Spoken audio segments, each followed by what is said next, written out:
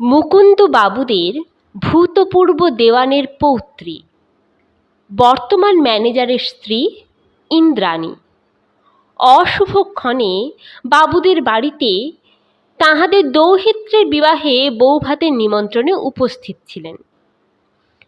তৎপূর্বকার ইতিহাস সংক্ষেপে বলিয়া রাখিলে কথাটা পরিষ্কার হইবে।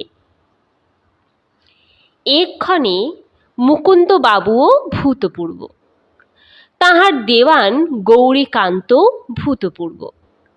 কালের আহ্বান অনুসারে উভয়ের কেহই স্বস্থানে সশরীরে বর্তমান নাই, কিন্তু যখন ছিলেন তখন উভয়ের মধ্যে বন্ধন অত্যন্ত দৃঢ় ছিল। পিতৃমাতৃহীন গৌরীকান্তের যখন কোনো জীবনোপায় ছিল না, তখন মুকুন্দলাল কেবলমাত্র মুখ দেখিয়া তাহাকে